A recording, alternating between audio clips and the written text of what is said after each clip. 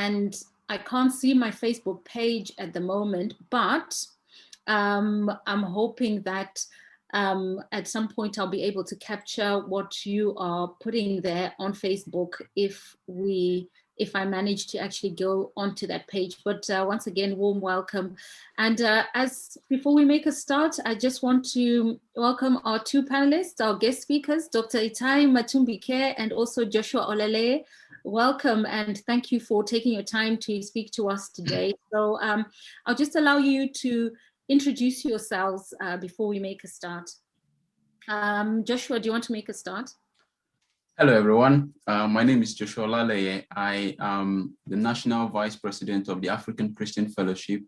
I'm also an engineer by profession, and I speak on leadership. Also, I'm a learner, or I'm a student of leadership, and I just aim to share my experiences and just learn also from this panel. Fabulous. Thank you, Joshua. And Dr. Itai, do you want to just introduce yourself? Thank you very much for inviting me, Ethel, and good afternoon, everyone. My name is Itai Matumbike. I'm a consultant forensic psychiatrist. I'm also the medical director of Northamptonshire Healthcare NHS Foundation Trust. Fabulous. Thank you for taking your time to be here today. And yeah, and to everyone else who's watching live on Facebook, welcome, welcome, welcome. So let's get straight into it because we've got a lot that we want to talk through. And those of you who don't know me, my name is Ethel, and I'm actually the founder of He Matters Global CIC. So this is an organization and a platform where we talk about men's mental health. And it's something that I'm so passionate about because of the high prevalence of Black men and ethnic minority men who are overrepresented in psychiatric units, as well as the number of men who are committing suicide generally across the board. So I am really passionate about raising awareness with regards to mental health and primarily mental health in men. And like I said, today we're talking about trauma and looking at how trauma stress has had an impact on men generally. So warm welcome once again. So let's get straight into it. Dr. Itai, do you want to just start off maybe by just sharing with us around the prevalence of trauma stress in BME men? What does that look like within the United Kingdom? Okay. So some of the studies that have been done have showed that the prevalence of, the lifetime prevalence of stress or post-traumatic stress disorder, which is a severe form, really right up there on the severe end of the spectrum, is about 8.7%.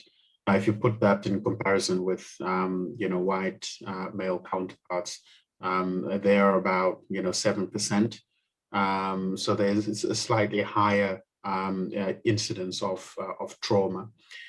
I do worry that that's a little bit of an iceberg effect because one of the things that I've noticed is that particularly in Black men, they find it difficult to come forward and report symptoms.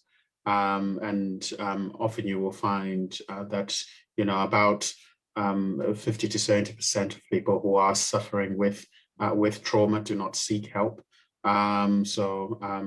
The incidence or the prevalence of PTSD amongst people of a BAME background could be much higher than that.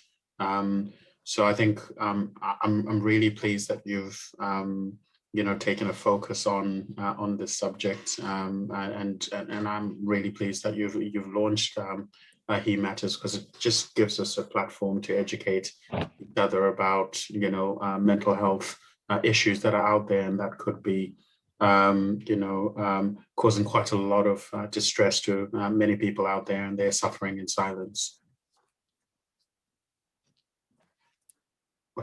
Sorry, Ethel, you're mute. Oh, mute, yes. So that's quite a high proportion of men really who are experiencing this trauma stress. So I'm hoping that today we'll just really get to a little bit more of an understanding of what it is and what the potential triggers are, and also what the symptoms actually look like from a behavioral as well as a cognitive perspective. So Joshua, let's come to you. you work as an engineer, and also you're the vice president of the Africa Christian Fellowship, as you said. I mean, have you come across trauma stress, and what do you think are the potential triggers of traumatic stress amongst young men generally? I think there are various. From my opinion, I think there are different things that contribute to it and different things that causes it. I think mainly is on disturbing incidents. So maybe a car accident, I don't know, sexual, physical assault, abuse in a way, childhood trauma, childhood abuse, violent crimes in a way. So men who have experienced these things, and there's some things that we take for granted, or we just will I say overlook, some disturbing incidents that we overlook, but we don't know that is had an effect in our subconscious. And so some people came from war or conflict areas, and so they've experienced, in a way, I would say wickedness. They've experienced death. They've experienced this torture, and in various ways. So I think this and other. Also, it could be a sickness. Kind of sickness, and well, now we are talking about guys, but in ladies, it could be childbirth. So there are different, let's say, factors or different things, different incidents that contributes to the traumatic stress that triggers there. Talk to me a little bit about discrimination, Joshua. I mean, Yeah. do you tell me about that? What do you know about discrimination and young Black men who face discrimination and racial discrimination? Because that's quite high here in the diaspora. Have you seen it or come across it? And do you yes. Well, personally, I've come across it quite a bit. Being a young man, kind of doing well for himself, you experience these things, and sometimes there are some opportunities that you're not able to get, especially when you are in an area where they are majorly white, and you are the, well, I say, utmost minority. I went to a majorly white university, and sometimes you could see these things in play, quite visible, and you keep asking why. I've got the same brain, I've got the same abilities, but why aren't you giving me this chance?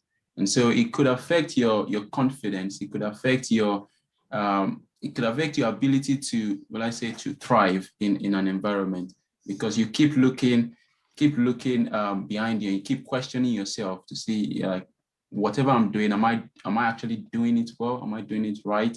Because you don't get that validation, and you don't get that encouragement, and at each step of the way, sometimes you feel as if you're just a dunce in some ways. So that discrimination could affect the way you see the world in general, and the height at which you can go. Yeah, definitely. And I'm hoping that when we start to think about this scenario of this young man at university, we'll be able to look more into the depth of what you're talking about. Dr. Itai, if I come to you, and do you just want to explain to us, so if someone is experiencing trauma stress, what are the behavioral and psychological symptoms that we would see within that person? Mm-hmm. So I suppose before I get into the actual clinical features of the severe form, which is post-traumatic stress disorder, it's probably worth mentioning that generally, as human beings, we're very resilient creatures. We experience traumas, both physical and emotional, and we have got a mechanism of bouncing back. But as Joshua was saying, if you are experiencing a sustained period of trauma, it kind of gnaws away at you, and your ability to bounce back starts to become reduced a little bit. So, but by and large, the most common feature of post-traumatic stress disorder is that reliving and re-experiencing of the traumatic event. And that reliving and re-experiencing can come in various forms. People will have what are called flashbacks, where they could be sat there, and then just all of a sudden they visualize the event, along with all the emotions associated with the fear, the adrenaline rush, and the real sense of impending doom at that time. Some of that reliving and re-experiencing can come in the form of nightmares, and some of the nightmares can be very, very difficult, because, for instance, if it was an event where you survived a traumatic event, you may have a dream where you actually do not survive that traumatic event.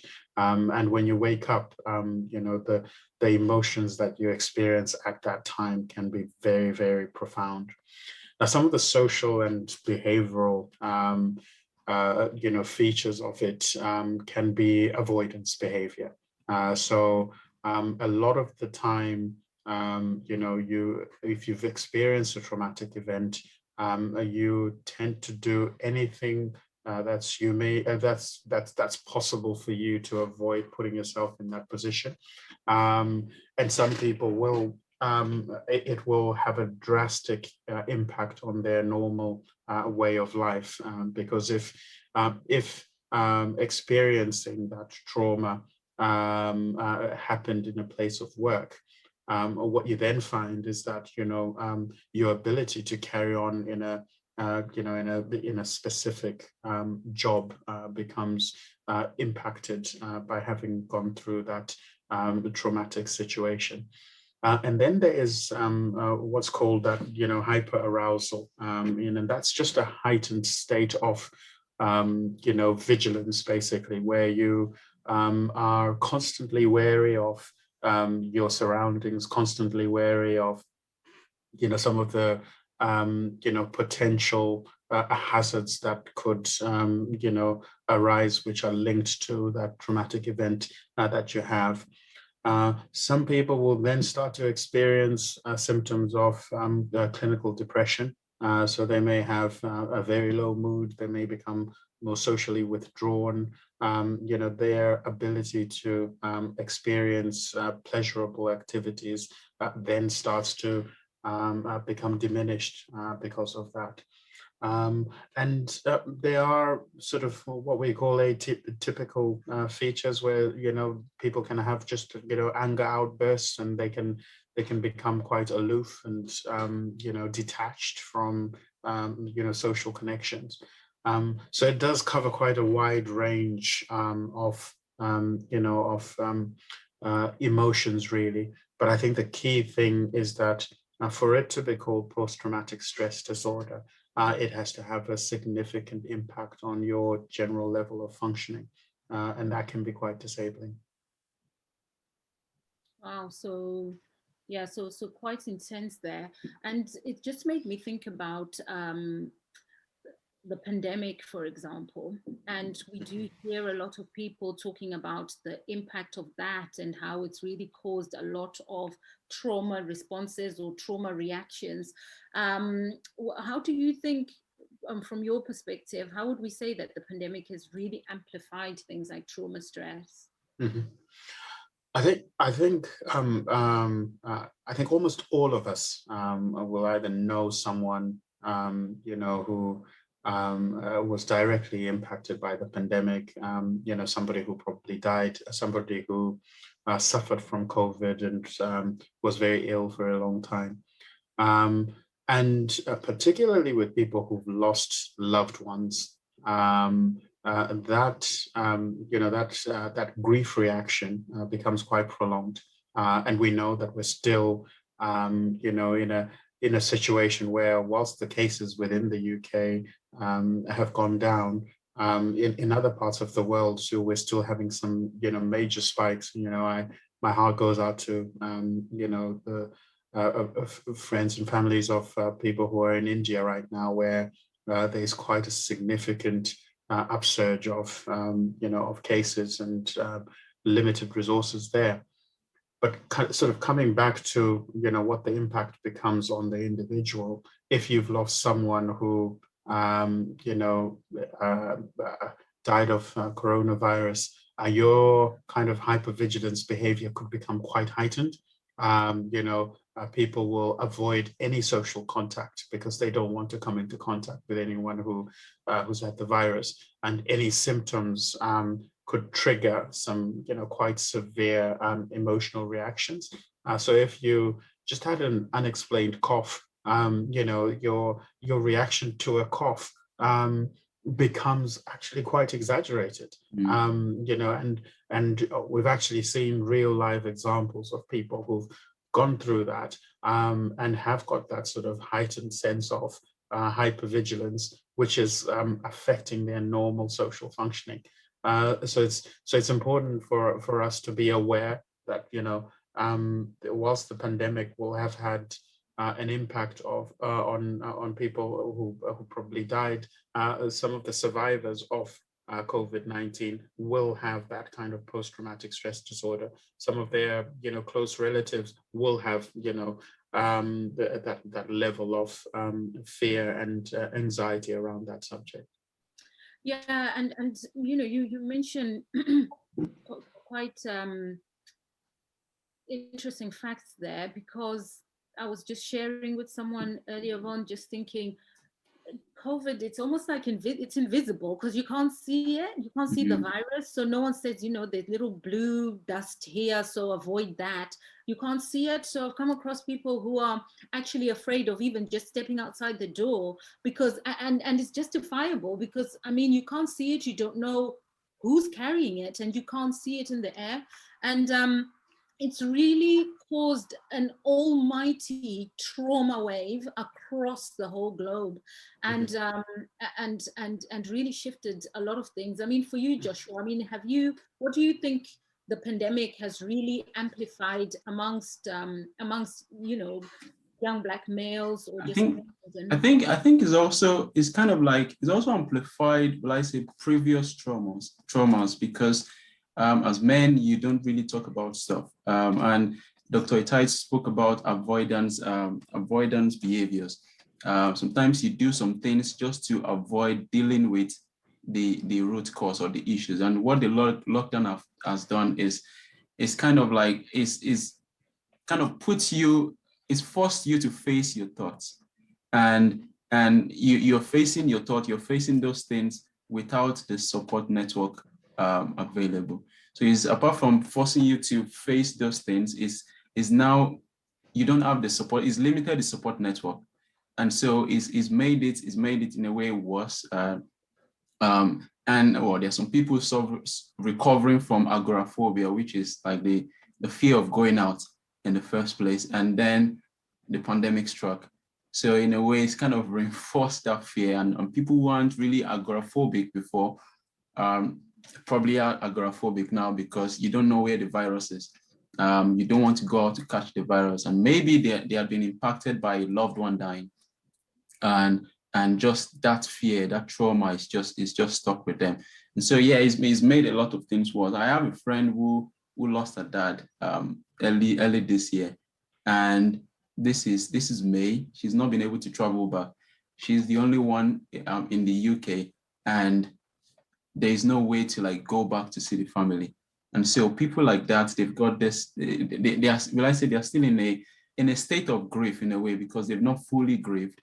And make matters worse, because there are so many other things that are now, well, life goes on, and that's what people will say. But for them, they are still stuck in this state of limbo.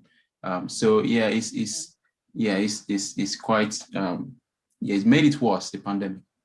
It does. It really has, and especially you make a really important point there with regards to even traveling. So people can't travel anywhere, and you can't grieve the normal way that we're used to grieving. So it's really just really amplified. I almost feel as though somehow we need more and more trauma-focused therapists out there, because of the impact that COVID has had on society and on the world just generally. So a lot of symptoms have been actually triggered, and it's really amplified quite a lot of things. So Joshua, I just want to come to you just for a bit, because obviously today we're going to be focusing on a person who's in higher education, who's experiencing what we may term trauma stress, but it's going to also have a focus on those young men who are in higher education, who have come from Africa, come into the United Kingdom. So we're not only having to cope with the COVID pandemic, but also with just that transition coming from Africa into the diaspora and having to adjust within a university setting. Before we go into this young gentleman's case, I just wanted to hear from you, because you yourself were born and raised in Africa. Is that correct? Yes. I was born in Nigeria, spent 18 years of my life in Nigeria. And moving to the UK, well, it was a different experience, totally different experience. But I was lucky. I was lucky in the fact that I had people I could come to meet. My mom was here before she went back to Nigeria, but I came on my own. But because my mom had created kind of like a network, I was able to fit into or slot into that network, and I was able to be helped through it. So I had a sense of family, the sense of community. The shout out to the African Christian Fellowship for that. And you had people who were readily available to help, who are checking up on you, who are asking about things. And you know, the exchange rate is very bad. And so you had people who, while I was going to college then, you had people who volunteered to help out with college with some of the living costs or educational costs of college. And so I was lucky in that sense that I had this safety net. I had this support group and community where we can pray together. We had the same, we can pray together. They ask about your health, and you are not just left alone. So that was good for my mental health and for the adjusting. But even with that, because it was a totally different culture, different way of life, I still found it difficult because I had a community, but at the same time I was relating with other people who didn't really understand my culture, who didn't really understand the way I speak, for example, and sometimes you feel a bit like a dumb person because your accent is just different, and they keep telling you to repeat yourself. Oh, what did you say? And so sometimes you feel a bit dumb, but I'm just thankful that I had somewhere to fall back to, and I had people who encouraged me to thrive in that environment. Interesting one there, Joshua, about how because you speak with a different accent, people will automatically sort of quantify that as you being uneducated. But if you ask those Caucasian colleagues if they could speak your language, how fluent would they be? The fact that you're bilingual makes you incredibly much more educated than the majority of the people that you come across. But I think it's how we have been sort of from our colonization days been made to believe that our own cultures were somehow inferior to the people who invaded our homelands. Funny question. You still had some people asking you if you spoke English in your country, and I'm like, well, I was born speaking English, because of the way things are portrayed in the Western world, it's kind of like, oh man, like you the amount of suffering you guys are suffering is just so much. And I'm like, what are you talking about? My country is a rich country and stuff like that. But because of what they've seen, they kind of like they look at you as a second-rate citizen, as someone they are trying to help. not someone that could stand on the same level as them. And sometimes when you try to stand on the same level, when you are they feel threatened in a way, and they feel you are not supposed to be. So not someone. It's that sometimes that those experiences could be a bit discouraging, especially from not necessarily your peers, but from people who you think that you are looking up to, who you think are in position to help you. And so sometimes that feeling of helplessness as a guy, as a man, is a bit is debilitating, if I put it that way. Yeah.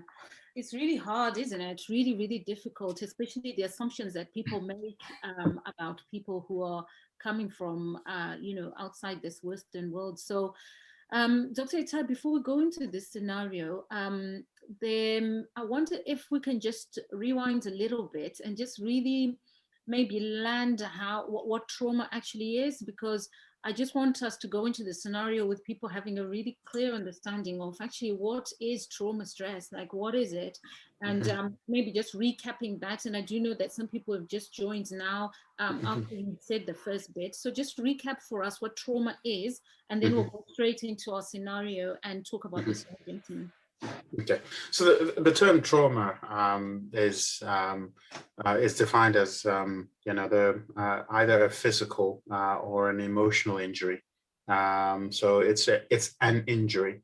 So it can start off with an event, or it can be part of a prolonged period of experiencing something which is an adversity. So someone who is in a kind of childhood abuse situation will suffer that as a trauma, but it will be a sustained trauma. Someone who is involved in a car accident, or who witnesses or experiences rape, or someone who sees a serious assault, or sees a serious accident, will be traumatized by certain things. And we've just been speaking about how the COVID pandemic, the loss and the grief that's been associated with that has been a form of trauma.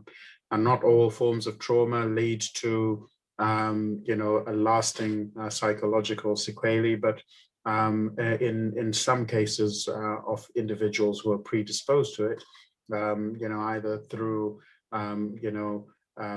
their own personalities, or their own histories of anxiety issues, and whether they've sustained previous traumatic events over a long period of time, and they've literally snapped.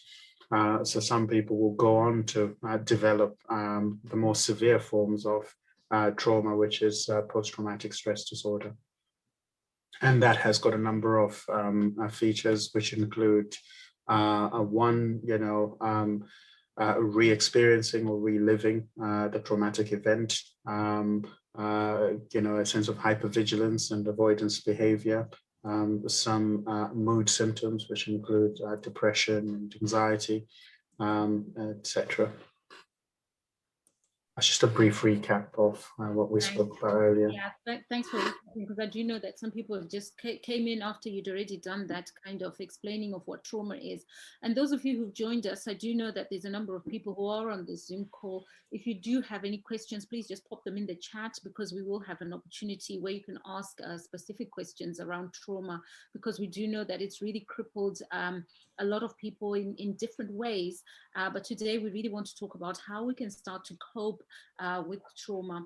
So so far we've just talked about the pandemic. We've also talked about Joshua, your experience coming into the UK, and obviously education. You also touched on your Christian faith and how that helped you. Would you say that that's been really pivotal in supporting you, Joshua, thus far? Absolutely. I think having a church to go to, a church where you could pray and praise God with other people, and also having, as I spoke about the African Christian Fellowship. So it's also a Christian body fellowship where, apart from the church you go to, you have those people who can gather around you and just support you in not only the Christian, the religious side of things, but in everyday life. So you have different professionals.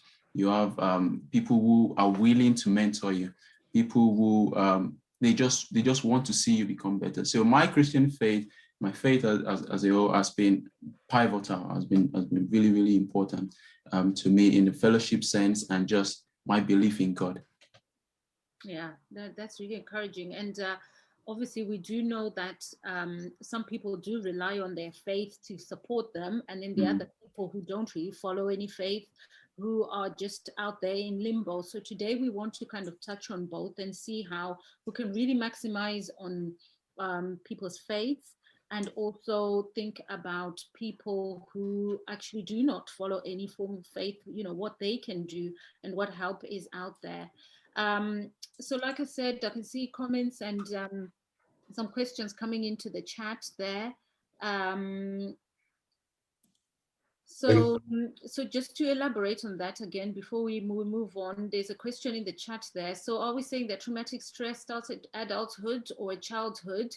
And I think based on what you said, Dr. Matumbike was saying that when an adverse event has taken place and it's over a prolonged period of time, you can experience traumatic stress depending on the intensity of that of that event. Yeah, and actually the symptoms can emerge in childhood as well as in adulthood. So some people may be experiencing the symptoms and may not realize what's actually happening to them, and then that becomes such a such a common behavior for them that they don't actually realize that it's an avoidance behavior which is based on a traumatic event. And they grow up with people saying things like, oh, that's just how he is. He just doesn't like driving, or he just doesn't like going on public transport, but that might be based on a traumatic event which they experienced quite early on. So it can happen in childhood, and it can continue in adulthood as well. Yeah, and so it can happen at any time. And I remember when I speak to colleagues, especially those of us who are born and brought up in Africa, I do have colleagues and people who've spoken to me before in the past about things like physical abuse was always such a big thing growing up, isn't it? That's the way that behavior was kind of tailored. You would get the whip, and sometimes things went a little bit too far in some households, and I think most of us can resonate with maybe being whipped around your legs because you kind of whatever it was.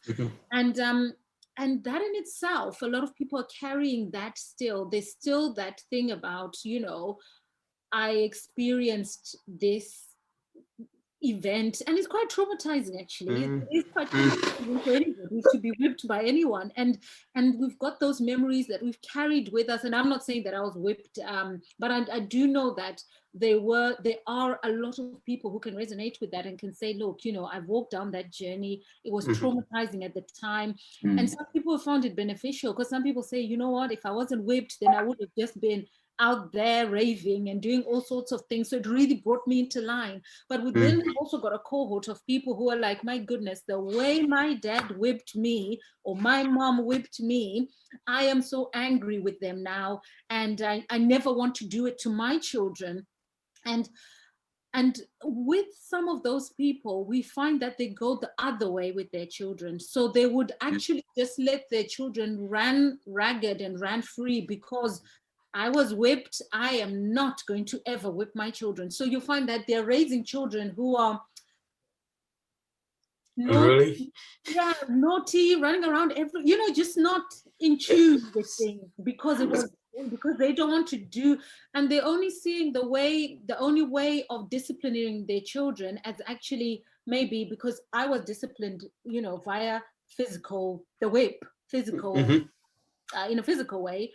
I don't want to do it to my children, but then they don't think about other ways of disciplines their children. Absolutely. Like things like go on the naughty step, you're not going to have your pudding tonight, or you're going to miss on an ice cream on Saturday, or you're grounded. You know, those kind of things are the things devices are a much more effective tool than corporal punishment these days, actually. So if you take away your kid's device, you know, even if it's for about, you know, 2 hours, you know, that can actually sort of lead to people towing the line. It's one of my most effective tools, actually. You know, you know what I just thought about it? I just thought, actually, switching off the Wi-Fi. That's a good one, isn't it? Just turn the Wi-Fi off. You're trying to get your house burnt down. That's a good one, because I mean, the kids of today, it's almost like they can't live without being online doing something. So I think the best way to discipline your children, those of you who are listening and you were young children, just turn off the Wi-Fi. That's it. Then they'll listen to you.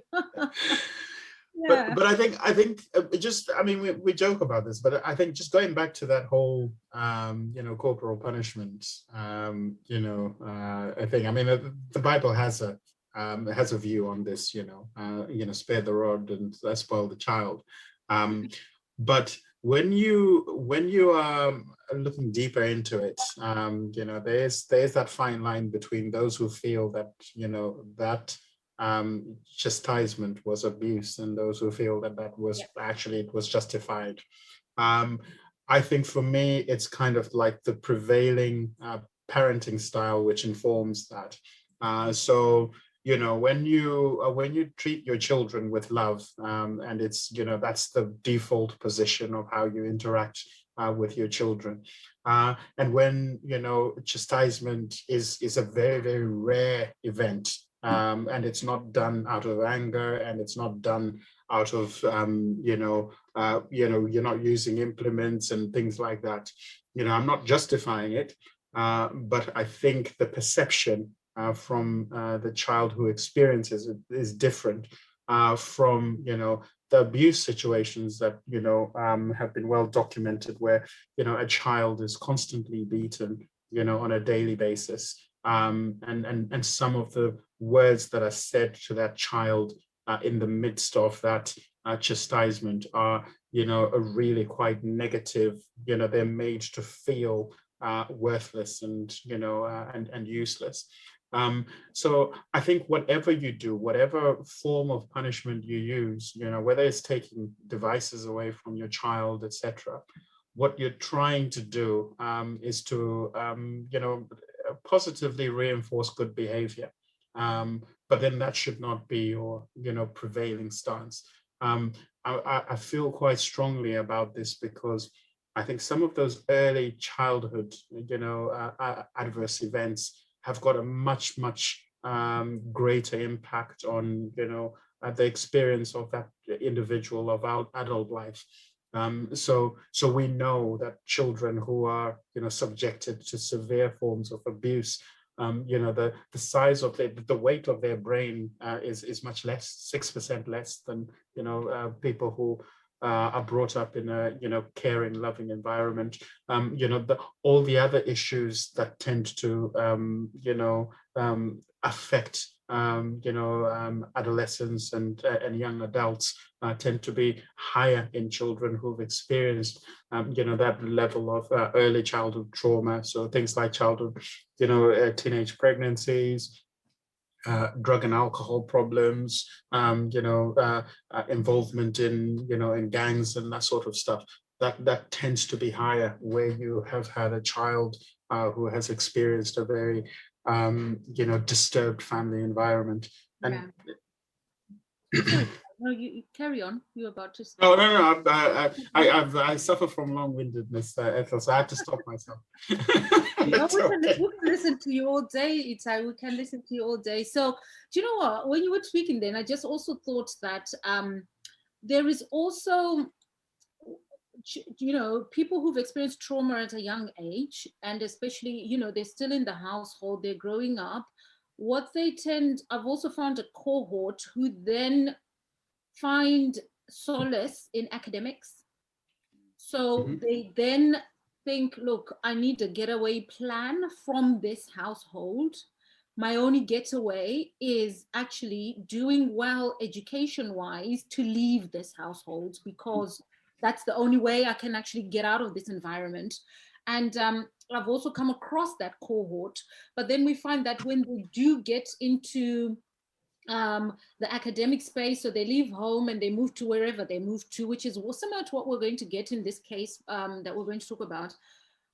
The issues which they've had to really suppress while they were in that household now start to show up at university, and then cause, you know, a downward spiral and a really big impact on their mental well-being, which then causes a vicious cycle, and some of them just can't cope with being out there. They're away from the abusive environment, but at the same time, what they've suppressed starts to rise up and show its ugly head. So yeah, so there's a lot of things that we need to think about. So I'm thinking how we raise our children, how we discipline our children.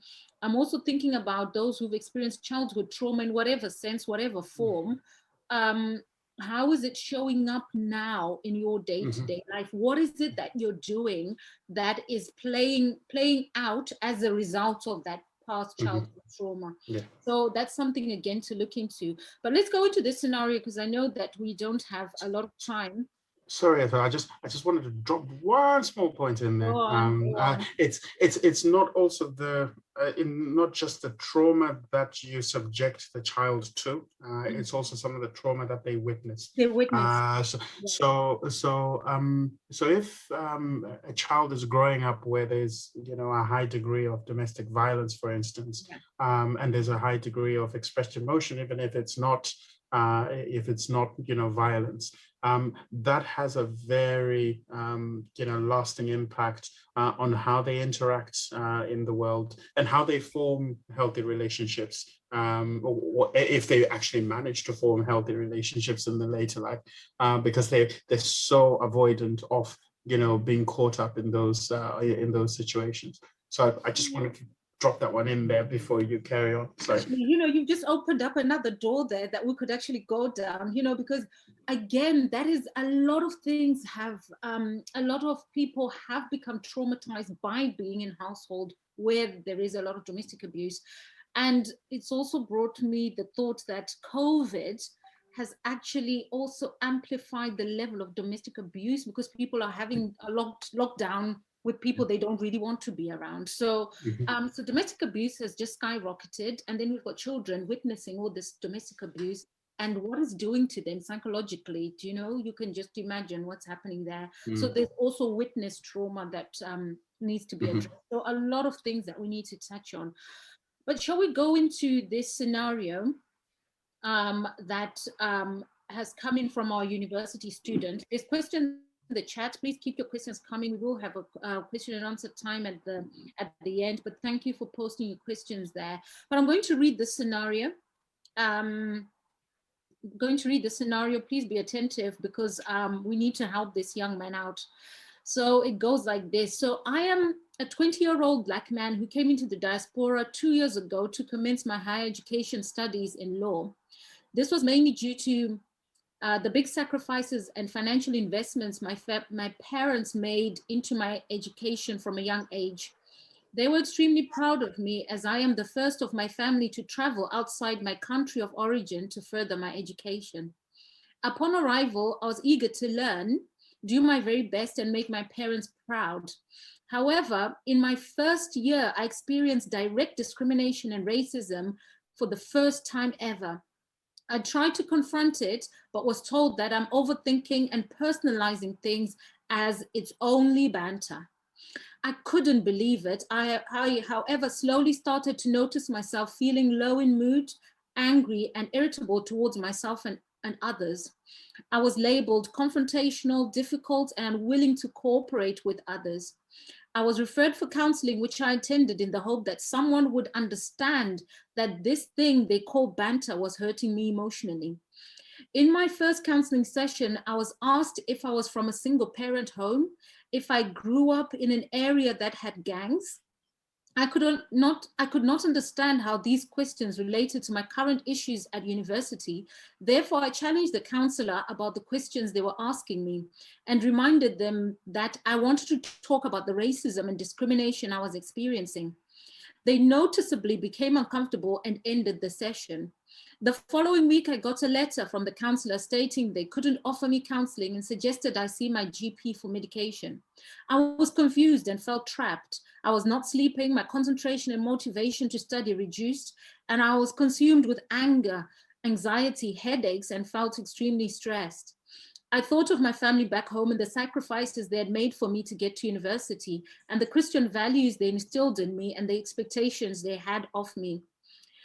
I thought to myself, I cannot tell them what I was going through or that I was having mental challenges. And if I did, would they understand it? I feared the shame and disappointment that I would cause. I've never drunk alcohol in my life, but today I found myself buying alcohol to help me numb the emotional pain. How do I get out of this situation? Please help. So that's a query that's coming from a young person, which obviously I suppose there's maybe a lot of, Joshua, I don't know if you've come across any of these kind of issues when you were in university more recently, but here we've got a young man obviously coming from his home country, and obviously he's faced with this massive challenge of banter. I mean, we hear a lot of people. I mean, I remember when I was at university, I experienced a lot of racism and a lot of discrimination, but I came here in the 90s, and has it got better? Maybe not, maybe worse, I don't know, but I know what it's like to experience it, but I also know how hurtful it is for people to turn around and say it was only banter, they didn't really mean anything. Of course they don't mean that, they're a nice person, they didn't really mean that. And this is similar to what this young man is experiencing and is facing. Let's talk about it, guys. Let's unwrap this situation. Joshua. Um, I just remember there was one experience I had when I first came, and someone said I was fresh, and I thought, well, yeah, it was saying maybe I was handsome or something, and then I found out what the fresh meant. I was basically fresh off the boat. And so when you say someone is fresh off the boat, the person probably like an illegal immigrant coming through the boat, and I'm fresh off the boat, and that was quite hurtful in the sense that, well, why would you think I came here illegally? Why would you think I was fresh off the boat? And in a way that affected me, even though people were joking with it. And so in that's a form of banter. And also while at uni, and thankfully, because I had a good, let's say, safety net, a good background, and also because I've experienced some of these things, well, I had the advantage of having this community to support me. I realized that at the uni, at that point, they want as much support network for Black men, or for Black people in general, but especially for Black men and the minority. And I could see where this was going, and I had to put myself in that position to be a safety net for people, to have that community. And something good for us is that most guys love sports and love football especially, and so we created this kind of group where you can come in away from the academics and just play sports. And then you can start finding out, because also the guys, we don't really talk that much. And so we can then start finding out what is wrong very little by little, but creating this safe space, creating this environment where, apart from playing football, also we kind of like go out, play games, and stuff like that. So yeah, the first part of it, the expectations, there are various expectations. So the fees, pardon me, the fees coming from international student fees is astronomical, is massive. And so you have this pressure, especially for this guy, knowing that he's the first one to leave the country to go study abroad. It's like, man, I need to be well, because this probably my parents sold their house, or they sold something just to pay my fees. So there's this, even before you even get in the uni, you've got this pressure on you. Yeah. And then Well, I mean, so I can imagine that this young man, before he left home, there was like the whole the community got together to say, yeah. hey, the pride the family must have thought, we're sending our son off, the investments are now paying off, he's now going to the diaspora to become a lawyer, how amazing, how wonderful. And then this child is leaving. Are they leaving with a sense of gratitude, or are they leaving with a sense of, oh my goodness, now I've got to pull through this? And do we say pressure, or do we say, is it pressure? Do you mind if I take that one? Yeah. I think I suppose if I think about how I came to this country, I think there was a mixture of a real desire to make something of myself, an excitement of going to a new horizon. By the time that I left Zimbabwe, the economy was in an incredible amount of difficulty. And there was almost on arrival, there's that relief that you're going to a stable economy and you are going to be able to progress your medical career and make something special of yourself. So the experience of getting to immigration and getting through immigration, quite anxiety provoking. You feel the pressure because you know that this is a big life event for you.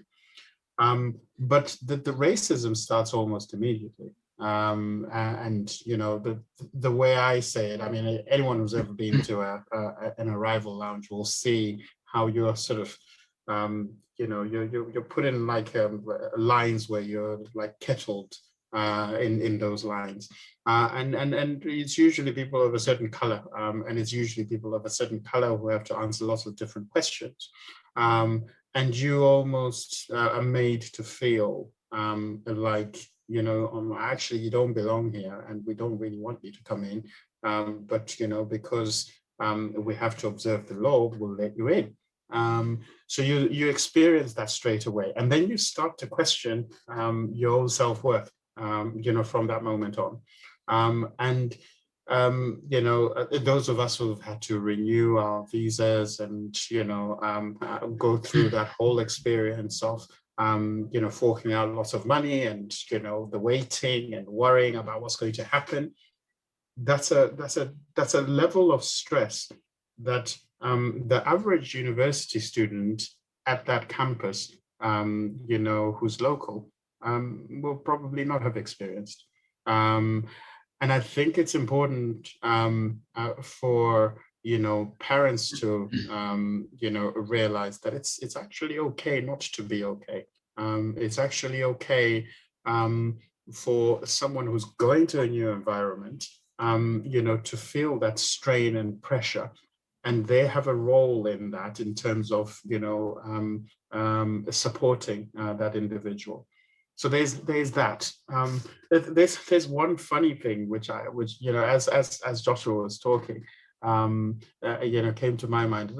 Imagine if this was pre-1965 when racism was outlawed in this country. What would the experience be? All of those things that you have described. A lot of people check themselves. When they're talking to you, what actually eventually comes out is a kind of euphemized this sort of racial slurs rather than than what they really want to say. And when the gloves are off, some horrible things can come out. So it's quite common, and it gnaws away at you. And I can I can feel the the distress that this young man is going through at the moment. Yeah. So what is it? So let's start from there. So he's left with all this pressure in his head, expectations of his parents.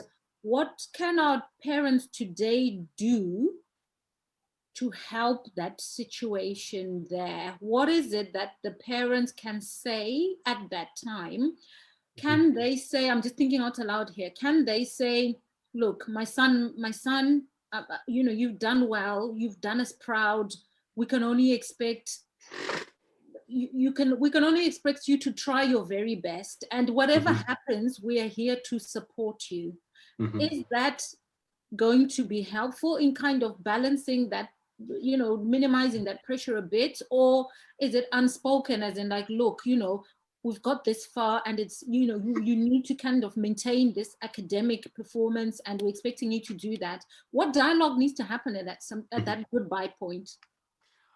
I think the words of encouragement need to remain. I think you set your children on the right path, when you are not, you don't hide the potential adversities that they are going to face. So the world is very heavily skewed, in favor of people who are, Caucasian. That's just fact. There's institutional racism out there. There's the higher you go, the more, you've got people of a certain race in control and influencing what happens to those around them. So your children need to be prepared, for the world that they are going to encounter and experience. So you should actually carry on encouraging them to, yes, be resilient. This is what you're going to be faced with. But the other thing that, in the same breath, what you need to be saying to them is that when the pressure starts to mount, pick up the phone and let's talk. And I think a lot of parents will probably, so if you're living in, say, Nigeria or Zimbabwe right now, and you've never actually lived in the UK and experienced, some of that racism, well, you wouldn't know about it. So, how would you advise your children? And I think the world has become smaller with things like Facebook and Zoom and platforms such as this. And I think there's a piece there about us actually, being able to support families of children who have, migrated to the diaspora, and how to support those individuals. Because some of it is just not knowing. Not knowing that, that's how it is when they get there. And there's so many expectations. They've spent all this money. They know you've got potential. So they want you to deliver. And when you don't, they think it's all on you. So that there's that, lack of understanding because, people just haven't been exposed to it. Yeah, and you raise a really valid point there, Tai, in terms of like there needs to be some kind of an open dialogue. Joshua, what's your take on that, and what was it like for you? I can't remember if you came with your family or you came on your own, but that openness in terms of the child feeling able to go back to dad or mom and say, look, this is what it looks like and this is what's going on here, because I've not come across anyone who's migrated from Africa to come here to study. Like I came here when I was really young. I was 19 when I came here. And yeah, boy, was it an eye opener. I mean, it was like a shocker. I mean, the first thing for me was like where I went to university, my skin color, children there had never seen a black person before. So they thought I'd been in the sun for so long. So I had people pointing at me saying, oh my God, look at her. She's been in the sun for so long. Mom, look at her. And I was thinking, what have I got myself into? So, but then obviously I never called my parents to say, look, this is where you've sent me. So, oh my God, I'm coming back home. But I just had to kind of get on with it. So there was that thing about getting on with it. But now we can revise things, and now I suppose we can think about how do we foster that open dialogue. Joshua, what's your take on that? So that open dialogue with parents.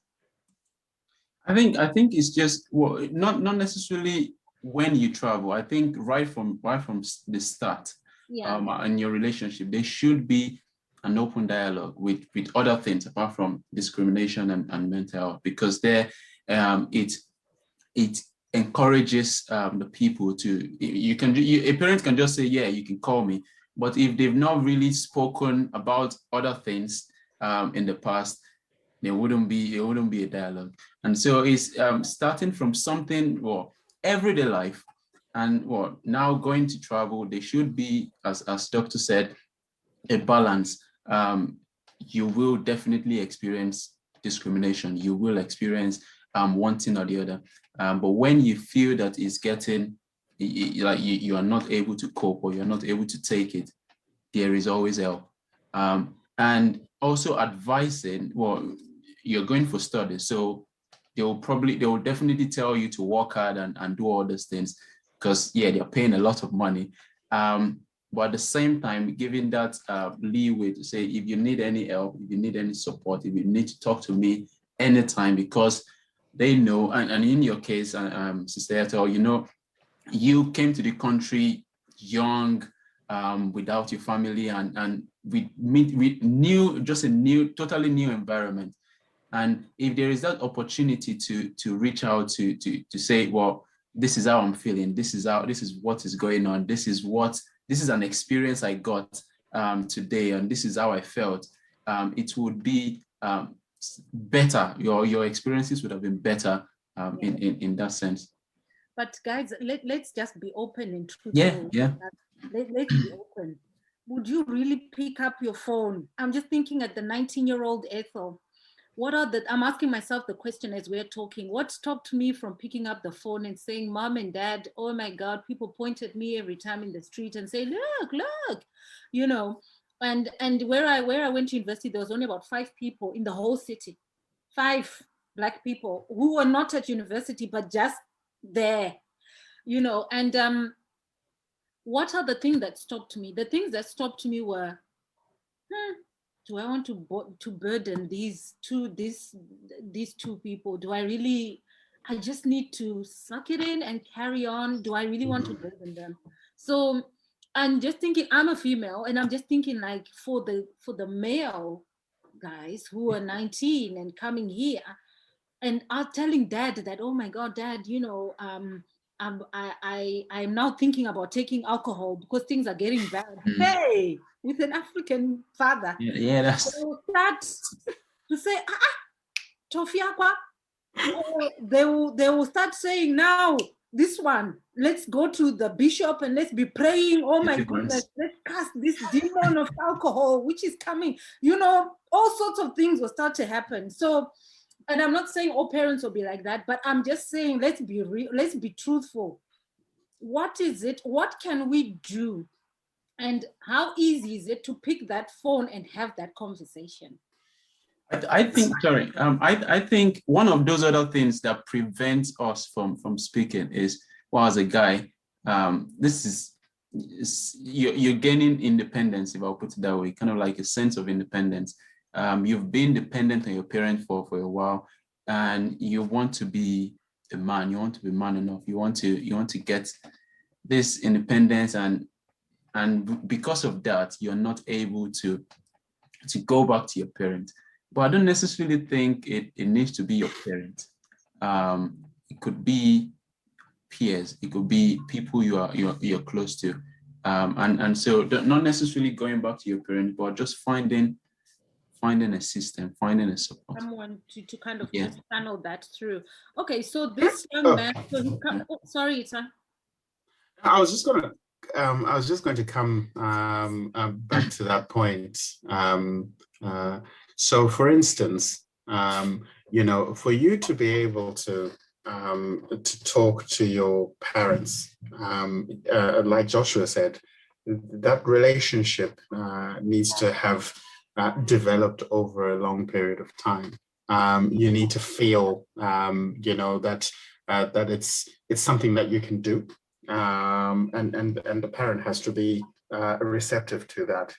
So when I was growing up, I had a the traditional African dad who who was kind of the archetypal sort of patriarch in the home. He was a provider. He was the law, and he was and we never actually, sort of growing up as a young child, never actually saw his vulnerabilities. He projected an image of himself, as somebody who had it all together and was always, quite headstrong. Something happened when I think I was about 23, and I had a conversation with him in which he actually showed me his vulnerabilities, and I saw him cry for the first time. And almost, in that moment, in that interaction, I think I was given permission to be able to express my emotions to him. So the image that I had of him growing up, completely changed in that one moment, in that one, pivotal moment where, something was really, stressing him out. And he sat down with me and he shared that. And so I've always, whenever I'm stuck, I think, I've been given that permission, and I can actually go to the guy and say, do you know what, Dad, I don't know what to do here. This is really stressing me out. And we'll have a conversation. But it's interesting. A lot of fathers crave for that conversation. But the way society has, been built up, it's such that, they feel that the expectation is that they shouldn't show their vulnerabilities. But actually showing your vulnerabilities is a form of strength. And it's one of those things that, that allows you to move forward and allows you to go through some really tough things. Definitely. I totally agree with you on that one. Yeah, showing our vulnerabilities is actually a sign of strength and not a sign of weakness. So, so a lot here. So let's move on to how about all these cultural, adjustments that this young man has had to make? So he's coming from home, he's coming to start law, he's landing in a Western world, and obviously there's a lot of shockers, and a lot of us have got stories about, the things that we thought, ooh, is that really happening? And there was a lot. So for him, people were kind of mocking him, and they called it banter. So it was like, oh, it's just banter, and and it happens, and it has happened to many people. So this thing about banter and actually not being allowed to say how you feel, and it being brushed off and as banter, how can we support people who are coming through, who are experiencing this? How can they start to articulate what they are feeling in a meaningful way, and in a way that's not kind of brushed off? And also, what are the avenues? So where can they go to actually be heard? So the first thing I'd like to say around that is that it's not banter, it's just disguised racism, and it just needs to be called out there and there. I think it's only banter if you feel, comfortable having those sort of conversations, and you've given people permission, and perhaps you, give as much as you get. So that there has to be an equal power relationship, in that discourse. When there isn't an equal power relationship, it's actually a form of victimization, and it comes in the form of microaggressions that systematically start to gnaw away at you, and weaken you.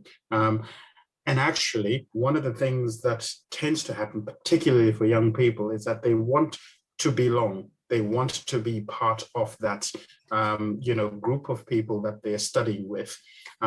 So when they are treated badly, often, they just run with it because they don't want to make waves. They don't want to, they don't want to then be ostracized and then be isolated from the group. So they experience this and they go along with it. But it's actually really, really damaging to them and their psychological space. So I think there's a difference between being non-racist and being anti-racist. And being anti-racist doesn't necessarily mean you have to be militant and aggressive with it. You just have to call out inappropriate behaviors politely. If someone says to you something which has got some racial connotations, if you have the strength to sort of speak up and say, actually, that didn't land well with me because it sounds like a racial slur. Yeah, and I suppose there's a lot of young men who've experienced racism and discrimination in university have actually wanted to speak out, and when they have done, they've then been labeled as confrontational, as in making it up, and all sorts of things. So it's really brushed to the side. So now we need to think about how can we help these young men amplify their voice and actually think about channels that they can use to help them channel their voices. So for example, who else can they be tapping into to kind of help them and to support them, say, look, this is a really big issue. This is something that definitely needs to be addressed, because between you and I, we both know that, especially in universities and within higher education, I mean, when you start to talk about race or about discrimination, not a lot of people are comfortable having that conversation. And we find that with this young man, again, even when he went for counseling, he wanted to talk about his feelings and what he was experiencing. And again, the counselor found that really uncomfortable. Why? Because again, we don't have people who look like you and I, who are sat in front of these young men to support them. Because if it's, if it's sat in front of any one of us here, we would resonate because a lot of us have been through it. But we would support that young person in a different way. So, Joshua, what can universities do, or what can be done for this young man to help him, to give him a voice and also a channel to talk about the discrimination that he's experiencing? I think talking from my experience, I would say find like-minded people. I don't know what to use, but people who kind of understand where you're from, people who have stayed longer. So he's in his first year. I speak to people who probably in their third year, second year, fourth year. How have they dealt with it? And if there's been no way to deal with it, can we come together? Because now a group is more powerful than just one person speaking about it. Can we come together and can we take it to the, we've spoken to the department and they've not really done anything. Can we take it to as high as possible? Can we speak to the vice chancellor? Can we find a way? Can we speak to the student union body? And apart from that, so that's with the peers. What organizations are there that could help me? Now, what organization could stand for me? Do we have a Black and Ethnic Minority Society? Do we have, like in my uni, we have the African and Caribbean Society. So this is a group of people now that you could, they've kind of come from relatively the same experience, different countries, but relatively the same experience. We're all Black, and we can all share our experiences. And then when we see how common it is, we can then go and escalate it and take it a bit higher.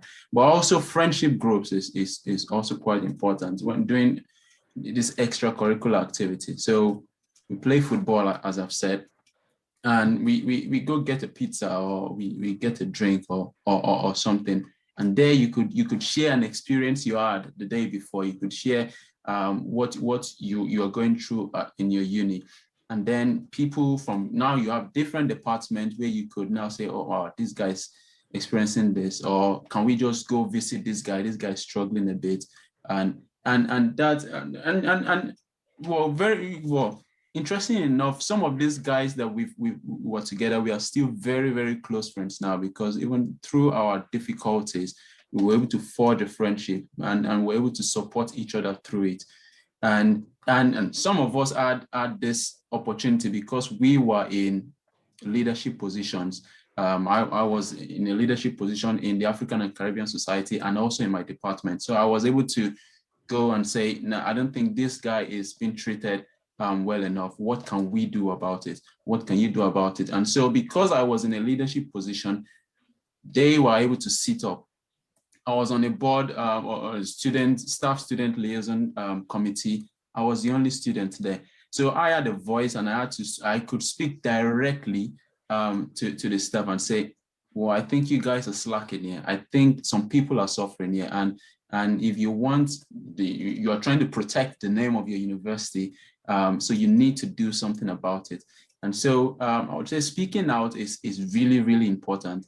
And creating this environment, creating this network of people that can help you and that you are free to say, but also not just speaking out, because it's not easy. And as I've said, trying, and this I'm speaking to people who are in positions to help, trying to create that environment where it's easy to say something. So you also, as we've said with parents, you also be willing to be vulnerable.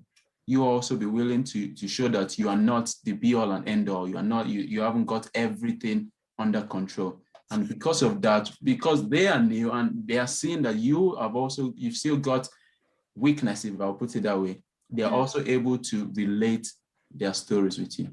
Yeah, wow.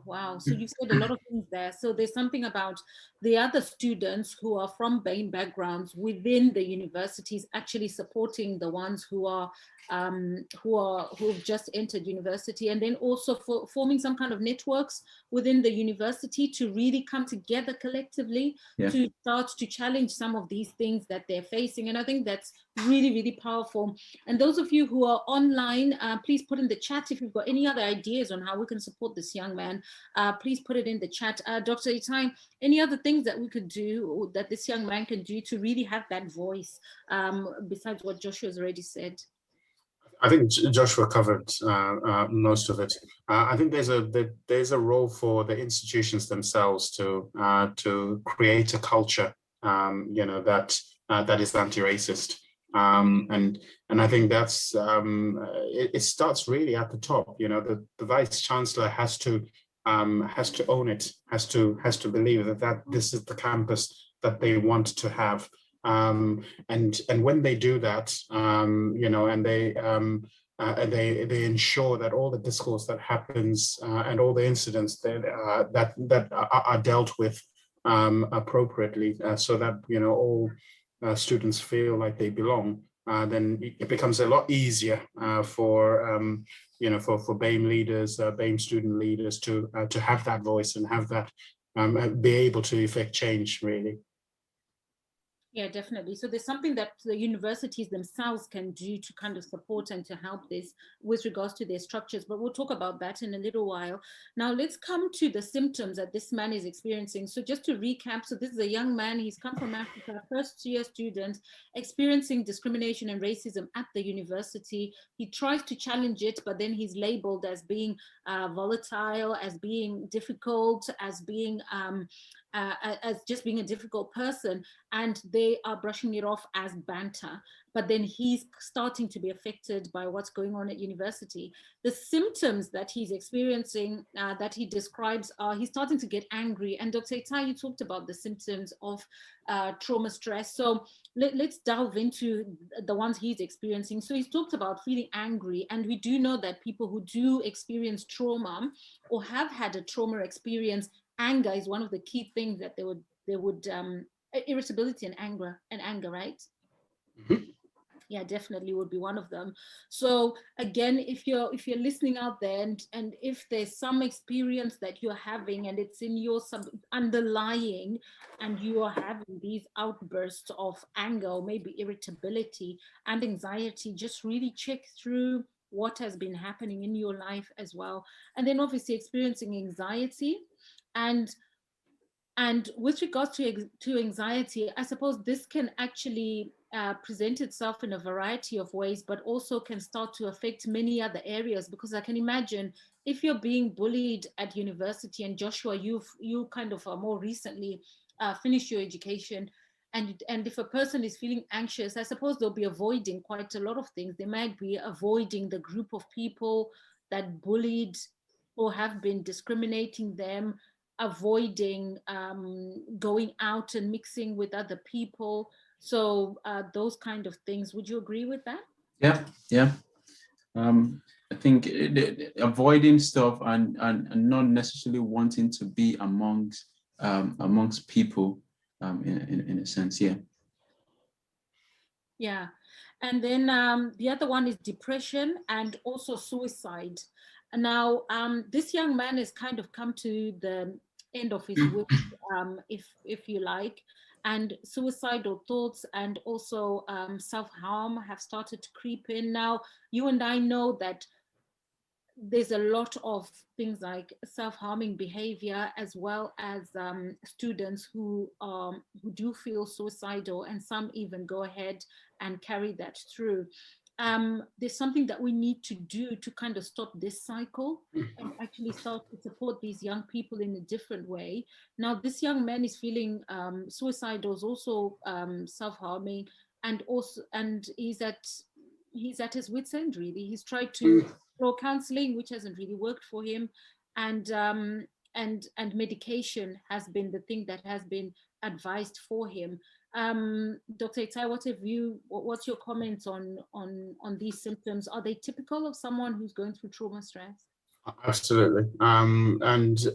Actually have a slide. If I can share it, I can show you all the clinical features of PTSD, and a lot of the things that you've just described are, are quite typical, features of PTSD.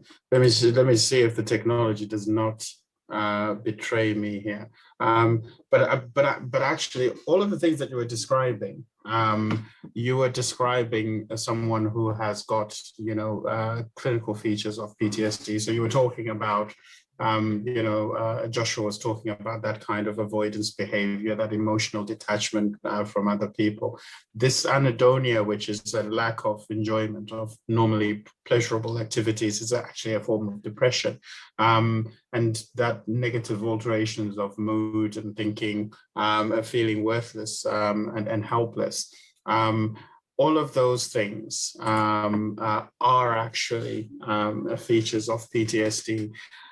And I think the one thing which is quite worrying about this particular young man and his demographic is the fact that he has started to speak about suicide. Now we know that in young Black males, the incidence of completed suicide is much higher for Black and ethnic minorities than it is for their white counterparts. So whenever you hear someone starting to talk about self-harm and feeling low in mood, you really do need to sort of pay attention to that and see if you can support them.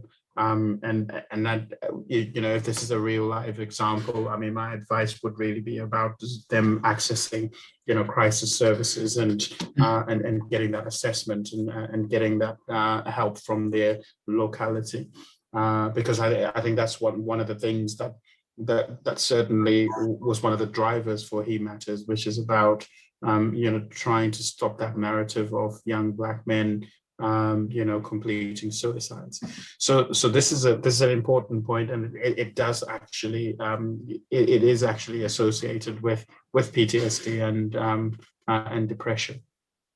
Yeah, definitely. And so those are the symptoms there that need to be looked out for, and especially when suicide starts to creep in, as well as self-harming behavior. Like with this young man, he even started self-medicating with alcohol. He's never drunk before, brought up in a Christian home, and oh my goodness, so many stories of children who we can't recognize anymore because of things they've had to adapt to cope with issues like this at university. So you'll find that a child who was doing really well, you know, really good values, and suddenly has gone completely the other way because they started to adapt new ways of coping, or even learned ways of coping, like things like self-harming and self-medicating with alcohol and sometimes even drugs because of the symptoms. So there's a number of things around that I just want to bring up. The first one is, who do I tell? The second one is, my parents need to know, but where do I even start the conversation? How do I explain it in a way that they'll really understand? Parents have never been to the UK. They don't really understand what I'm talking about. So there's those challenges going on mentally for that young person, as in, I'm feeling this way, I'll need to tell someone. It's important I tell my parents, but where do I even start that conversation? Which leads me to what Joshua was saying earlier about having that open dialogue with parents from the onset, but also parents actually reaching out in a different way to their children and just making it okay for them to not be okay, or to talk about not being okay, and be non-judgmental about it. Because when I speak to young people at universities, they say, if I just mention any issue to my parent about whatever they're going through, the first thing would be like either shouting or disbelief, or, look, I don't want to hear about it, that kind of a thing. So there's something we need to start doing differently around this, because certainly we don't want any of our young people choosing suicide as a way out. Yeah, and I think that, you know, a message here for parents. I mean, if you've spoken to any parent who's lost a child through suicide, you know, one of the things that really traumatizes them is that they had no idea what you know, their child was going through, and had they known in time, there might have been a possibility for them to be able to reach out and actually stop them from doing it. So I really want to encourage all those who are, you know, watching and tuned in to sort of think about it from that point of view, that, you know, you have got an opportunity going into the future to be able to you know, to alter that narrative.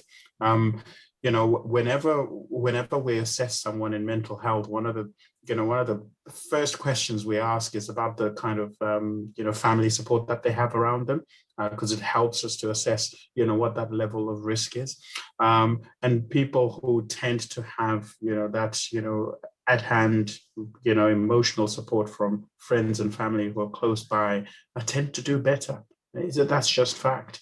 So it's how we conduct ourselves towards, you know, young people who are going through these challenges, you know, can actually be life-saving. Definitely, yeah. So there's a lot of things there that we can do, and there's comments in the chat that we'll look at in a moment.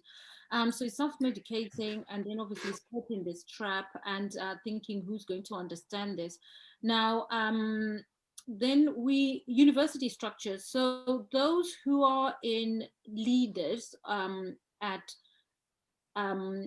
institutes of higher education, we do know that this young man was obviously prescribed counseling, and he was told to go for counseling, and he thought, well, a good outlet for me to start talking to somebody about what I'm experiencing. But lo and behold, he was faced with another challenge where the counselor went into, so there's an assumption.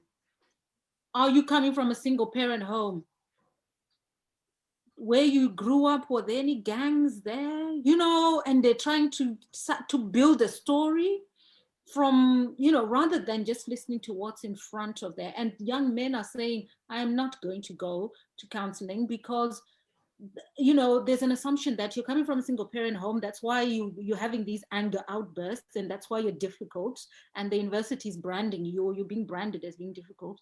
So it raises another issue about, we need people who are, who've got the cultural awareness to be able to support these young men and enable them to navigate through some of these challenges here. So that's something, maybe a takeaway that universities can start to think of. And I know it's already something that they do think about, but maybe we need to do it at a more faster pace now that we've got COVID that has amplified a lot of things. Now, before we go into the questions and also just start to bring this to a close and to a wrap, oh, Joshua, you're about to say something? Yeah, I just wanted to add something that what we also as Black and ethnic minority, we, sometimes most of the time when we talk about race, we are confrontational. And these people in leadership position, these people in the universities, they are humans, and they may not actually know what to do. Yeah. And in some cases, because when we come in, sometimes we need to be confrontational, but when we always come in confrontationally, they want to defend themselves. And so things don't get solved in a way. So we in these positions, we that are able to make some changes, we can offer our help and speak to them and say, there's a bit of stuff lacking in this position. I am able to help. I'm happy to help if you need my help. And you realize that some of them, a lot of them, and an example is my uni where I graduated from. They've been happy to accept the help because they can't see from your point of view. And now we are seeing someone who has this point of view and is willing to help, and so they are happy to integrate that. So I would say we shouldn't always just go confrontationally, but we should try in a way to offer our assistance and offer our help for them to see the full picture and see where things may be lacking. Absolutely. And I think you've hit the nail on the head there, Joshua. There's something about working collaboration with universities, isn't there? And trying to help them understand the cultural issues that are coming with these young people, some of the cultural stuff, and also just some of the trauma stuff that's coming with them, but also ensuring that the help that they're getting is within that cultural framework and context, and also there's enough diversity within the university counseling systems to be able to support these young people. And there's a lot of things that can be done to adjust the system. And I think you're absolutely right. Collaborating and working in an integrated way with universities is definitely a way forward. Now, Joshua, you yourself, we've talked about you coming here. Obviously, you went into university, you're now settled here, you're an engineer, and you're also the vice president of Africa Christian Fellowship. Now, I do know that Africa Christian Fellowship was set up to support students who are similar to the one that we've talked about in this.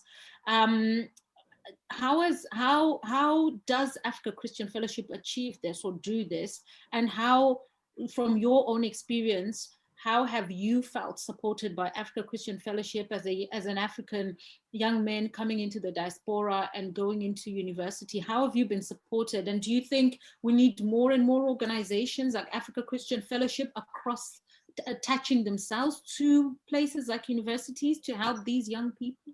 Yeah, I think African Christian Fellowship, I'll keep saying it, in the part in my life, when my life story has been read, they played a major role, in the sense that just allowing me to integrate with the community, allowing me, kind of giving me that buffer, giving me that advice, giving me that support.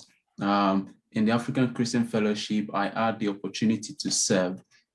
And because it was a charity, I could put that on my CV. I've served with a charity. And in the UK, serving in a charity is something important.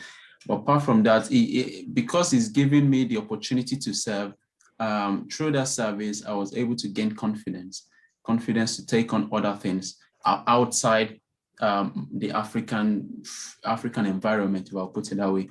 I was able to get the confidence. I was able to have that confidence in myself to then reach out to people. I was given opportunity to speak in the African Christian Fellowship, and so public speaking amongst people who kind of understand where you're coming from, kind of gives you, well, I say, a foundation to then go out to speak to other people who you may have not met, or and so when I got into uni, I had a different kind of confidence, because now I wasn't just what they call, some people say JJC, Jolly Just Come. I wasn't just a newbie.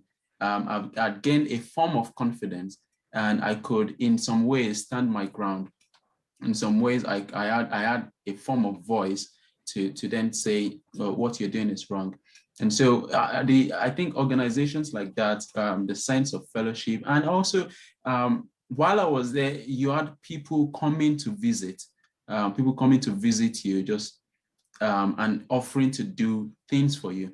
So I think the African Christian Fellowship and other organizations like that need to be on the ground, welcoming people during the Freshers Day and Freshers Fair, and encouraging them to join groups of people, and not just, sometimes we only go through the religious aspect, and don't get me wrong, it really helped me. But not just talking about the Christianity and religious aspect, but talking about your everyday well-being. I'm not just coming to meet you because I want to invite you to my church, or I want to invite you to my fellowship. I'm coming to meet you because I really care about your mental health. I'm really there to support you in other ways. And in the African Christian Fellowship, as I've said, you've got people working in different professions. You are part of the African Christian Fellowship, and you've got a different profession, and you've got experiences because you've lived here. Well, a lot of people have lived here over a long amount of years, and this combined experience, in a way, is kind of like a bedrock, is a very fertile ground for people who need that help. And whatever you are looking for, pretty much in the African Christian Fellowship, you can get people who have either done that kind of job, or who have also experienced that kind of thing. So you can get insights, you can get advice, and you can get, you won't make the same mistake they made. And so I think more organizations like that, not just furthering their own, and it could not necessarily be spiritual or Christian religious stuff, but people who are just willing to help and support people in the Black and ethnic minority. But for me, my faith is number one, and the community I get from the African Christian Fellowship and from the churches is quite important. Wow, fabulous. Well said there. Thank you so much, Joshua. And yeah, so African Christian Fellowship was really set up to support young Black students who are coming into the diaspora to settle in the community, and a lot of people have come through down that pathway. So this question, it was actually started by students, and that's why it's really. It was actually started by students. So going back to some of the suggestions that you set up, as in like Black students coming together into the diaspora many years ago, Dr. Moses being one of them, and so many other doctors who hold PhDs, 20 PhDs or so, who came here, but then realized that, look, something's missing. We need to come together here and actually join forces to be able to integrate into this Western society. So again, that's, and still it's going on years later and supporting many, many more. So there's questions coming into the chat. Can I just please ask Dr. Moses and Michael and Emily to get those questions ready so we can just field them through. And while you're doing that, Dr. Itai, any final thoughts? Yeah, I think there's a comment made in the chat about how the councillor asked questions which may have given the wrong impression, but also asked to at the same time be cognizant that some of the social challenges that we have, as a BAME community do exist and do have an impact, on our children's experience of life in later years. But I think it's also important to sort of note that some of the prejudice that comes from people of a different background as yourself, being in that counseling position. can be a real barrier to children being able to open up. The message really is about I don't know, through your Christian fellowship, Joshua, you could actually encourage more of those students to avail themselves, or do some brief counseling courses, so that they may be able to offer that peer support. What I've noticed about university students, they're more likely to open up to people who are of a similar age as them, who look like them, and who might have had some shared experiences. And that experience of people who've just left university, just starting out in their job, sort of giving something back to those universities that they've worked by actually just being on hand to be, counselors, or just critical friends who interact, with university students socially, and can actually steer them in more pro-social ways of going about their lives. And Freshers Week is a really important one. Being there Freshers Week, because we all know what happens on Freshers Week. There's overconsumption of alcohol, and drugs are introduced to young children who didn't have that exposure before they went to university, and that just explosion of freedom from being in a family environment where you have to come home at a certain time, and then suddenly you're on a university campus, and all hell breaks loose. So those adjustments really do need a positive focus on them. Fabulous. Thank you very much. Now, can we field in some of those questions? Dr. Moses, what's coming up in the chat? Okay, I think I have my own question that I want to ask Dr. Itai. Yeah, when you look at the scenario of this 20-year-old student from Africa, it looks to me that the diagnosis and the prognosis or whatever will be, it's almost like a downward spiral, simply because the first people he encountered in the system could not understand it's of a different culture. How do people like you who have the BME background, what role can people like you play to ensure that people don't get this wrong perception and labeling that somebody starts from just maybe what looks like a misunderstanding, progressively becomes a diagnosis that could end up in a psychiatric unit and being termed psychosis, just because the cause was not properly identified? So that's a really good question, Dr. Moses. And the truth of the matter is that we've got a long way to go. That doesn't stop us being ambitious in terms of being able to reach out, to people such as this young man. So the way our services, are currently structured is to offer a kind of, traditional mental health offer which suits the wider population, if you like. So there's a referral system, and a lot of the people who work in those spaces are of a certain ilk, and that's how things have always been. But what COVID has done, almost as a favor to us, is to kind of draw out those health inequalities. And as we start to form what are called, integrated care systems, where the delivery of healthcare is not just down to either primary or secondary care, but it has got a lot of influence from local authorities, and there's a lot of emphasis on prevention. We can start to look at populations and how they are structured, and have a bespoke way of addressing mental health issues.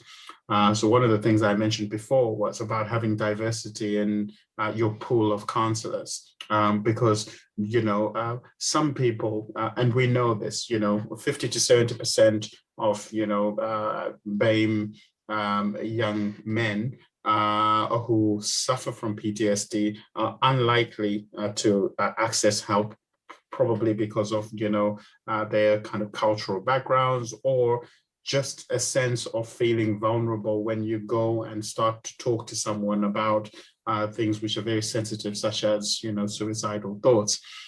So what we want to have and what we need to have is to increase the training of BAME counselors. And that's, probably one of the single most, impactful things that we can do in terms of, reaching out. Having, peer support for these young people. I think the fact that this young man has been brave enough to kind of reach out and seek help actually drastically changes his prognosis, Dr. Moses, because now we know that he is suffering, and now we know that we need to give him that support. And I think it's really, really brave that he's actually been able to sort of share this. So I think I'm more optimistic about this case than what you think, because he's actually managed to access help, and we know through the discussion that we've had that we have to have a culturally sensitive approach to treating people who've got unique mental health challenges. Then we will certainly be able to offer something like that for him, or signpost him to the right places. I hope that answers your question, Dr. Well, it does, yes.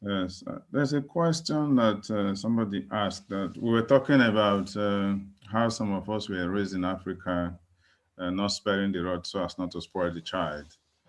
And you guys suggested that maybe turning off the Wi-Fi or taking away the device may be the modern way to raise children. And somebody is saying that may become the source of trauma-induced stress in future. So what do you have to say? I think any form of punishment, if it's overdone, can be perceived as some kind of emotional abuse. So remember what I said, that your prevailing demeanor to your children should be one of love. So what your children experience of you. So if 7 days a week, they get hugs and cuddles and kisses and encouragement and feel safe around you.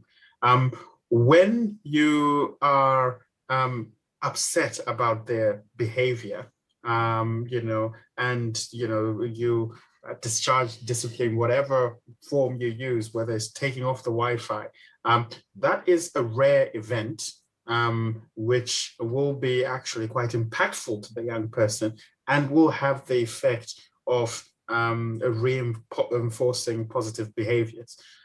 So if you find yourself having to turn off the Wi-Fi every single day, and then you alienate your children from their social networks, and sometimes there's no justifiable reason for it, etc., then that in itself, even if it's not a physical form of disciplining your child, does then start to have some kind of psychological injury on that young person.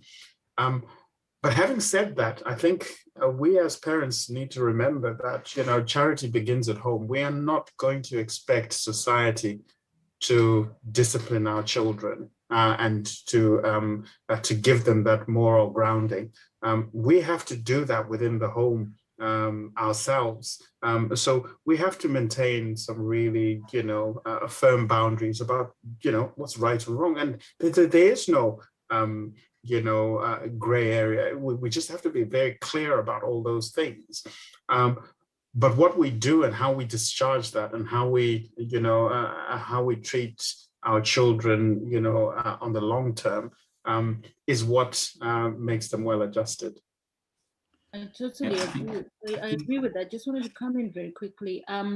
Absolutely agree. We always have to come from a place of love and support for our children. And I think if we can't use one form of discipline and overdo it, and just for the sake of doing it. And it just raised something for me, which is another thing which has come up a few times is silent treatment. So some parents use things like silent treatment, which is again another big one, in the sense that it's actually denying somebody else their existence. You're saying you don't exist, so just not talking or responding or answering the child, that in itself is really in fact, it comes under the umbrella of abuse. It's terrible. It's terrible, absolutely terrible. So yeah, please don't do that. Don't do that.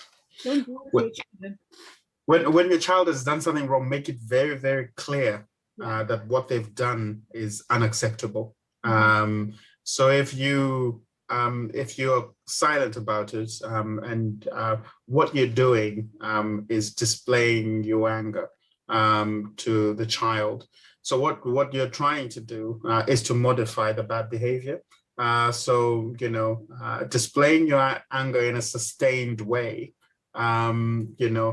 starts to have an impact on, the emotional well-being of that young person. But when a child has done something wrong, they need to be told. If they've done something which is unacceptable, you've got to say it. Not in my house. This does not happen. And they need to grow up knowing that these are the rules, and there are consequences to actions. And if they know that, and by and large, children are really good at actually picking up the rules and boundaries. They do it at school. They do it at school all the time, and they can do that in the home as well. So, yeah, definitely agree. Dr. Moses and Michael. So, what else is coming up in the chat? Yeah, one other question somebody asked. I think Dr. Itai, you alluded to the fact that some people find their traumatic experience positive, and some may say it's negative. And people think mental health may be genetic. So why is it that people from the same household who probably had the same traumatic experience go to give experience what you may say different outcomes? So remember what I said about trauma. Generally, the default position is that we're all resilient, and we have got certain degrees of resilience. So if you experience a traumatic event, the default position is that the body will heal both physically and emotionally from having experienced that trauma. Now, some people will have certain what we call predisposing factors to long-lasting psychological sequelae of trauma. So some people who have had generalized anxiety before, if they do experience trauma, are more likely to have PTSD. Some people who have got what are called anancastic personalities, sort of obsessive compulsive type personalities, are more likely to, if they experience a traumatic event, to develop PTSD.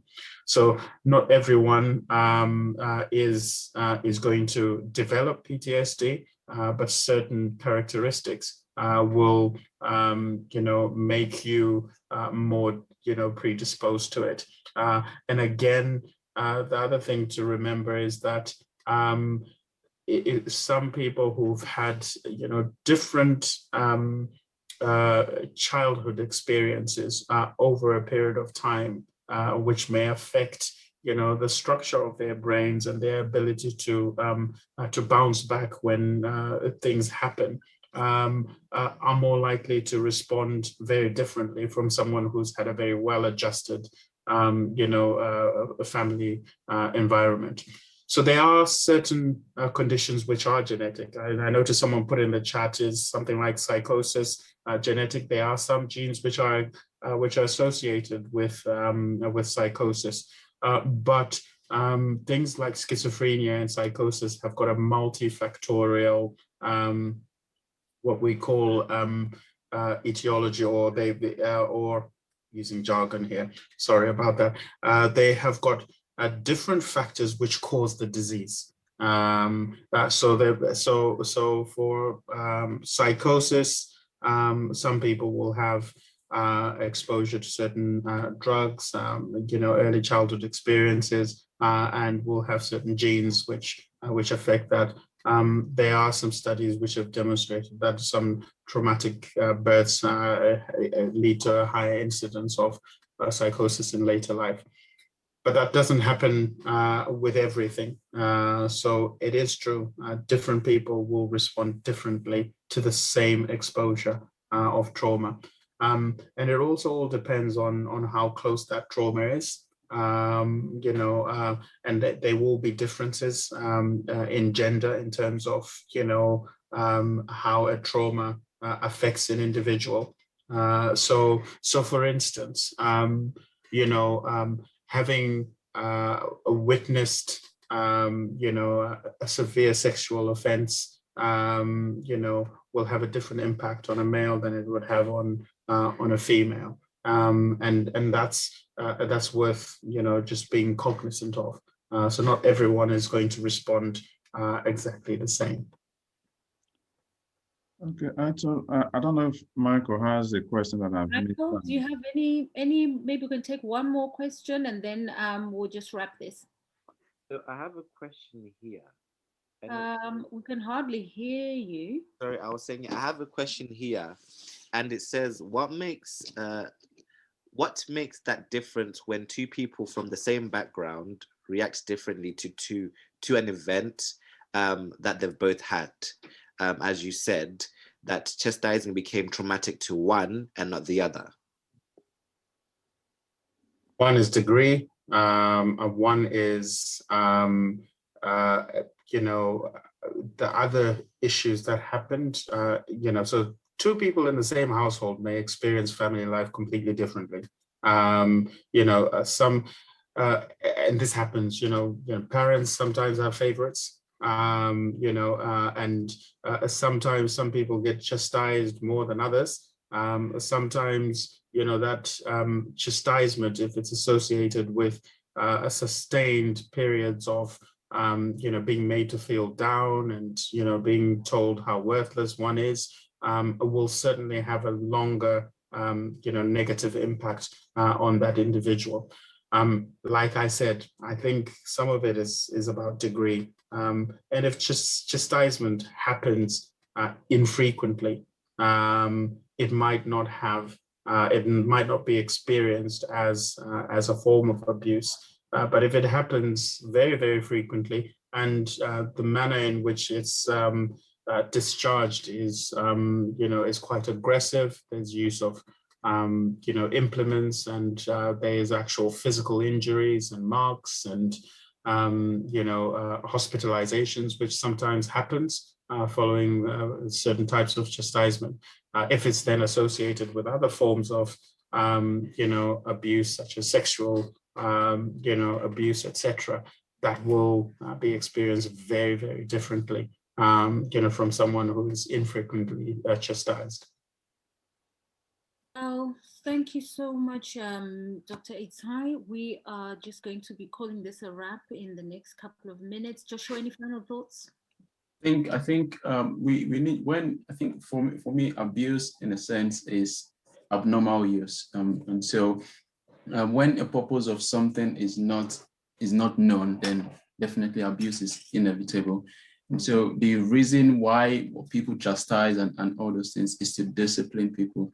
And some people can experience the same thing and still react differently, because we're all unique, we're all different. And the way we take some things, and as parents, we need to know the type of children and what kind of discipline they respond to. So the main purpose is to discipline people.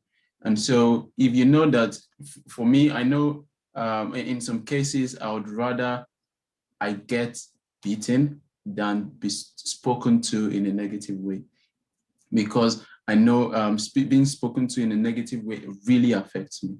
And so I'll still get the same, or what will I say? I still know why I'm being disciplined, but because when my parents would know that this is the way by which my discipline or my method of discipline would be effective, And so, because what you're trying to do is not trying to control, but you're trying to make sure they understand what is going on and why you're doing those things. And I big props to my parents. Most of the time when we are being disciplined, they tell us why. They don't just discipline us for this. They tell us why, what we've done wrong and why they are doing it. So at that point, we may be crying, we may not be happy, but we know the reason why we do it, so that in the future, we would be able to, be correct that way. So know the reason why you are disciplining those people in the sense of that. Yeah. Fabulous. Really want to thank you both. Thank you so much, Dr. Itai, for coming to speak to us here at He Matters, and also to Joshua. Thank you so much. And to Michael and Dr. Moses, who've supported in just capturing comments in the chat there and questions, and to everybody else who's come to join us on this afternoon's roundtable. Thank you so much. We are extremely grateful. I just want to appeal to everyone, please follow us, He Matters Global, on Twitter, on Instagram, on Facebook. Please like our page, follow us, retweet, reshare what we're talking about. We want to cause a tsunami of learning and mental health awareness across the globe, and to support young people similar to the one we were talking about today. Our next session is going to be on the 22nd of May. At the same time here on Zoom, the details will be out on our social media platforms. So please join us again for another discussion. And on the 5th of June, we are having a big conference where we're going to have many more guest speakers and many more activities that we'll do together. And the focus remains on trauma. So we look forward to seeing you for those next two events. But for now, it's goodbye. And thank you so much. God bless you. Bye-bye. Thank you very much.